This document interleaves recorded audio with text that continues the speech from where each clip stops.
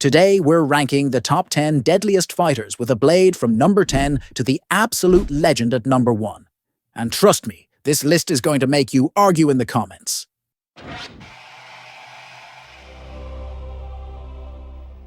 Alright, starting off at number 10, we have Bronn the Sellsword. And this man is the definition of work, smarter, not harder. Because while everyone else is out here talking about honor and chivalry, Bronn is just trying to get paid and not die, which honestly is the most realistic approach to combat in Westeros. When we first meet Bronn, he's just some random mercenary, but the moment Tyrion needs someone to fight for him in trial by combat at the Eyrie, this dude steps up not because he believes in justice, but because he saw an opportunity to make some serious coin, and I respect that hustle. Now his fight against Sir Vardis Egan is where Bronn shows everyone what he's really about, because Vardis is a trained knight of the Vale, wearing full plate armor with a sword and shield, expecting a traditional duel. But Bronn said, "Nah bro, we doing cardio today," and literally ran circles around this man until Vardis was so gassed he could barely lift his sword, and then Bronn just casually kills him and doesn't even feel bad about it. The best part is when Lisa Arryn is screaming about him not fighting with honor, and Bronn just looks at the dead knight and says he did, which is one of the coldest lines in the entire show because technically he's right, the man is dead, so clearly Bronn's strategy worked. Bronn's whole fighting style is based on being practical. He doesn't care about looking cool or following some knight's code. He cares about winning and surviving, and he'll use every dirty trick in the book, whether that's dodging until you're tired, throwing dirt in your eyes, or just straight up refusing to fight if the odds aren't in his favor. Like when Tyrion asked him to be his champion against the Mountain, Bronn literally said, "I like living and dipped," which is honestly the smartest decision anyone made in the entire series, because the Mountain would have absolutely destroyed him, and Bronn knew it. According to the books, Bronn is described as being extremely skilled with a sword, but his real advantage is that he's a survivor who doesn't let pride or honor get him killed, and in the brutal world of Westeros that actually makes him more dangerous than a lot of knights who follow the rules. He trained Jaime Lannister to fight with his left hand after Jaime lost his sword hand, and during their training, Bronn kept beating Jaime by fighting dirty, like ripping off his golden hand and slapping him with it, which honestly is hilarious, but also shows that Bronn understands real combat better than most trained warriors. Now here's why Bronn is at number 10 and not higher. Yes, he's skilled, smart, he survived basically everything, but his whole strategy relies on having an advantage or avoiding fair fights, which means against elite duelists who have both incredible skill and experience in pure swordsmanship. Bronn would probably struggle in a straight one-on-one with no tricks allowed. He's deadly against regular knights and soldiers, but when you're comparing him to literal legends of sword combat, he just doesn't have the same level of pure blade technique. And that's not a diss on Bronn, it's just facts, because even he would admit he'd rather be alive and rich than dead and honorable. Coming in at number 9, we have Khal Drogo. And before anyone starts commenting, hold up, the Dothraki use araks, not traditional swords. Let me explain. Because yes, the arak is a curved blade, but it's still a sword, and Drogo was a master of it, so he absolutely belongs on this list. This man was literally undefeated his entire life, leading a khalasar of 40,000 Dothraki warriors. And the Dothraki don't play games if you lose a fight. You either die or you cut your braid in shame. And Drogo's braid was so long, it touched the ground, which means he never lost, not once. Now some people say he should be higher on this list, and I get it. The man is a beast, but here's the thing. Drogo never fought against Westerosi knights in full plate armor. And that's a big deal, because the Dothraki fighting style is completely different from how people fight in Westeros. The Dothraki fight on horseback, using these curved swords called araks, which are designed for slashing while riding, and they rely on speed and mobility to overwhelm their enemies, and Drogo mastered this style to perfection. But fighting from a horse with a curved blade is very different from dueling a fully armored knight with a longsword on foot. In the books, George R.R. Martin even mentions that the Dothraki struggle against heavy cavalry and armored opponents because their weapons aren't designed to penetrate plate armor, So while Drogo would absolutely dominate in the open plains of Essos, things might be different against someone like Jaime Lannister or Barristan Selmy in a straight duel with swords. But let's talk about what makes Drogo so deadly, because the man's most impressive feat isn't even using a weapon when this Dothraki warrior named Mago challenged him to a duel. Drogo literally toyed with him, dodging his attacks, taunting him, and then killed him with his bare hands by ripping out his tongue, which is absolutely insane and shows that Drogo doesn't even need a blade to end someone. His speed and reflexes were on another level, and the Dothraki respect pure strength and combat ability above everything else, so for Drogo to become the most powerful Khal means he had to defeat countless challengers over the years with his Arak. Now here's the sad part. Drogo's downfall wasn't from losing a fight. It was from an infection after he got cut by some random warrior and a slave woman sabotaged his treatment, which is honestly the worst way for a legendary warrior to go out, because this man survived decades of brutal combat with a blade, only to die from an infected wound. Drogo ranks at number 9 because while he was an undefeated warrior with insane physical abilities and sword skills with the Arak, we never saw him fight against elite armored swordsmen, and his style was built for Dothraki warfare, not Westerosi dueling. And when you're ranking the greatest swordsmen, you have to consider how they do against each other with their blades, not just their own people. Could Drogo beat most knights with his Arak? Absolutely, but against the top-tier swordmasters it's hard to say, and that uncertainty keeps him at number 9, still legendary with a blade, but with questions. Number 8 is Jon Snow, and look, I know what some of you are thinking, massive plot armor main character energy, but let's be real. Jon is actually a legitimately skilled swordsman who earned his reputation through constant combat, not just because the show needed him to survive. Jon was trained at Winterfell by Sir Roderick Castle, the Master-at-Arms, and Jon practiced sword fighting with Robb constantly, so he had solid fundamentals with a blade from childhood. But the real difference is that Jon spent years fighting wildlings, White Walkers, and the Army of the Dead, which means he faced threats with his sword that most Westerosi knights never even imagined. When Jon joined the Night's Watch, he quickly became one of their best fighters with a sword, and he trained the other recruits, showing that he had both blade skill and knowledge. And then he went beyond the wall with the wildlings, where he fought in brutal close-quarters combat with his sword against people who don't follow any rules of chivalry. Jon killed a White Walker with his Valyrian steel sword, Longclaw, which is one of the most impressive feats in the entire series, because White Walkers are supposed to be unstoppable, and Jon figured out mid-fight with his blade that Valyrian steel could kill them, and that quick thinking saved his life. Jon's biggest battles include the Battle of the Bastards, where he led his forces against Ramsay Bolton's sword in hand and almost got trampled to death in the chaos, but kept fighting even when everything looked hopeless, and the Battle of Winterfell, where he fought the Night King's army with Longclaw and survived the longest night, which literally no one else in history had done. Jon also killed Corran Halfhand in single sword combat to prove his loyalty to the wildlings, and Corran was a legendary ranger of the Night's Watch, so that's a legit sword victory, and Jon killed multiple wildlings, and then warriors with his blade, who were all experienced fighters. Now here's the thing about Jon. According to the books, Jon is described as being very good with a sword, but not necessarily elite level, and a lot of his success comes from his courage, his willingness to adapt, and yes, some plot armor.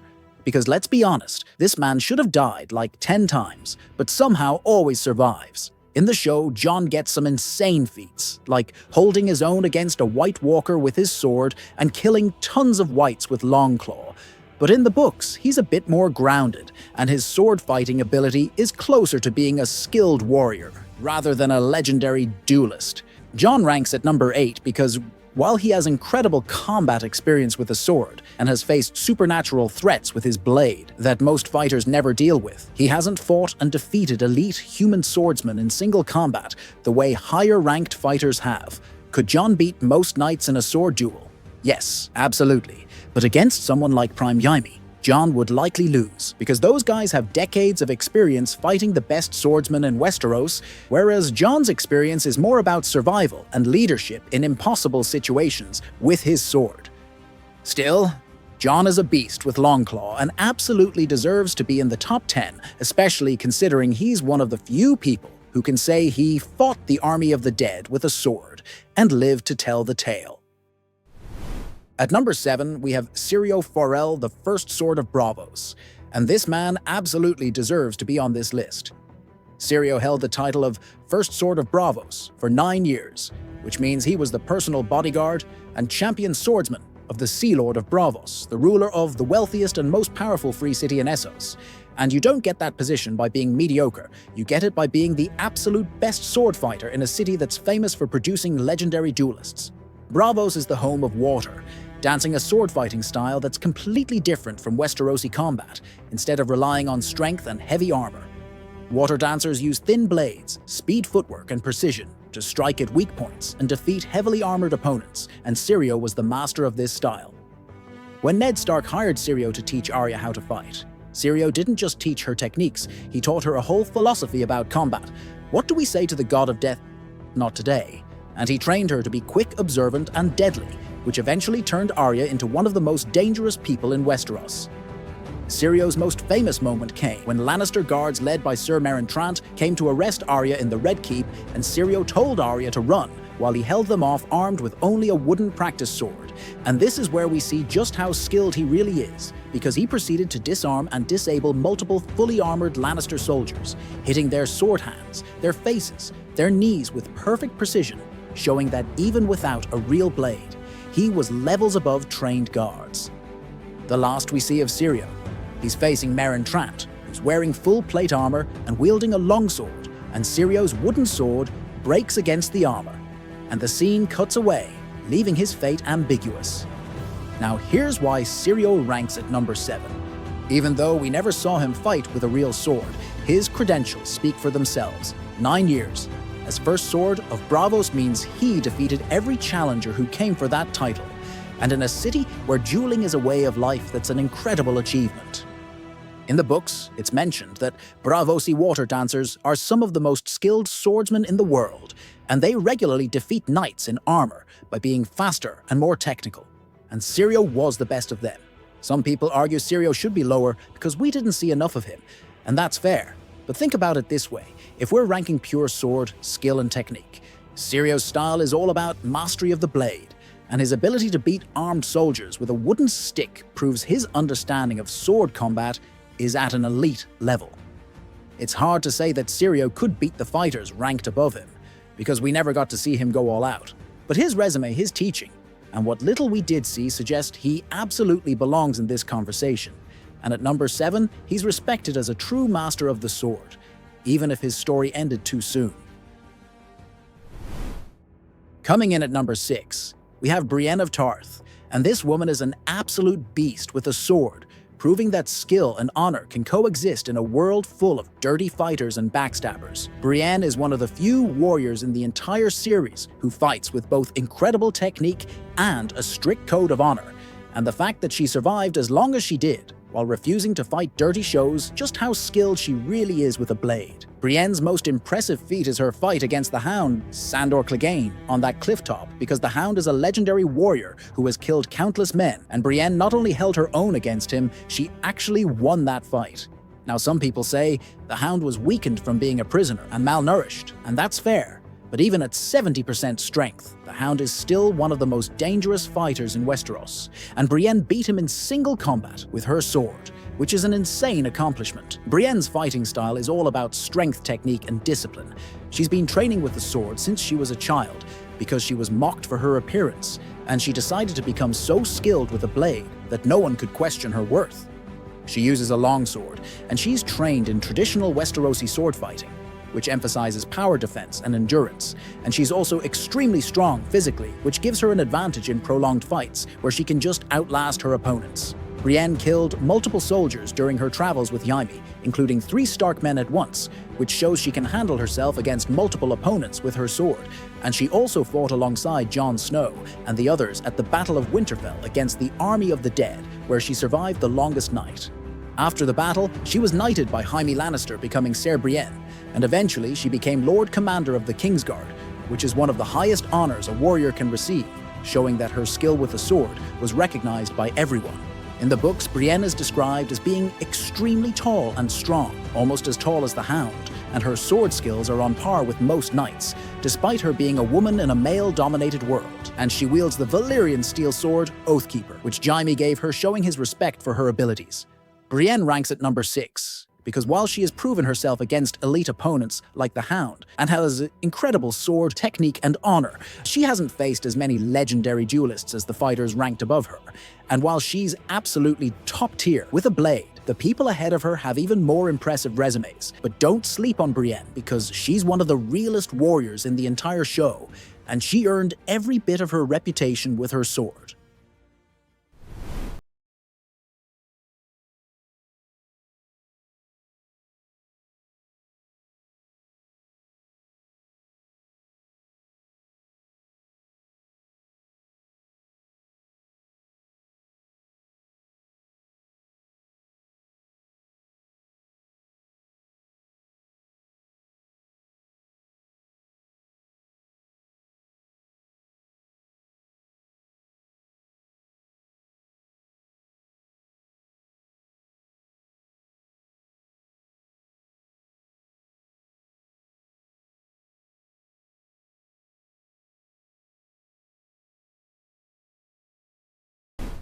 At number 5, we have Gregor Clegane, the Mountain That Rides. And this man is a straight-up monster, standing nearly 8 feet tall and wielding a greatsword with one hand that most men can't even lift with two. Now, I know what some of you are thinking. Wait, the Mountain isn't really a skilled swordsman, he just uses brute force, and you're kinda right. But here's the thing, when you're that big and that strong, you don't need traditional technique, because your sword is a weapon of mass destruction. Gregor's fighting style is simple. He uses his massive greatsword to cleave through opponents' armor and shields, like they're made of paper, and his reach is so long that most fighters can't even get close to him without getting cut in half. During the Hands tourney, Gregor killed Sir Hugh of the Vale by driving his lance through Hugh's throat, and when he lost to Loras Tyrell, he flew into a rage and tried to murder Loras with his sword, showing that Gregor doesn't just fight, he destroys. Gregor's sword skills are actually underrated, because while he relies on strength, he's also surprisingly fast for his size, and he's been training with swords his entire life, so he knows how to use his blade effectively. During his fight with Oberyn Martell, Oberyn was faster and more technical, but Gregor's sword swings were so powerful that even one hit would have ended the fight immediately, and eventually, Gregor's durability and strength won out when he grabbed Oberyn and crushed his skull. In the books, Gregor is described as being even more terrifying a man who murders, rapes, and pillages without mercy, and who wields a 6-foot greatsword in one hand while wearing the heaviest armor in Westeros. And the only reason he's not higher on this list is because his style is more about power than pure sword technique. Gregor ranks at number 5, because while most skilled swordsmen would struggle to deal with his size and strength, the elite duelists above him have the speed and skill to potentially exploit his weaknesses. But make no mistake, the Mountain is one of the most dangerous sword fighters in Westeros, simply because of his monstrous physical advantages combined with a lifetime of sword training. At number 4, we have Sandor Clegane the Hound, and this man is one of the most brutal and feared swordsmen in Westeros, with decades of combat experience and a fighting style built on raw power and aggression. When Sandor was a boy, his brother Gregor shoved his face into burning coals as punishment for playing with a toy, leaving him with horrific scars and a lifelong fear of fire. But it also made him into a ruthless killer who understood the world is cruel and only the strong survive.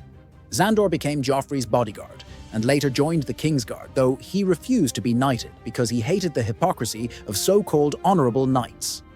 His sword-fighting style is straightforward. He uses a longsword with devastating strength, cutting through opponents with powerful strikes. And during the Battle of the Blackwater, he killed multiple soldiers, including cutting one man completely in half with a single swing. But his fear of fire eventually made him desert when Tyrion used wildfire against Stannis' fleet. Sandor's most famous sword fight was against Brienne of Tarth when they fought over Arya.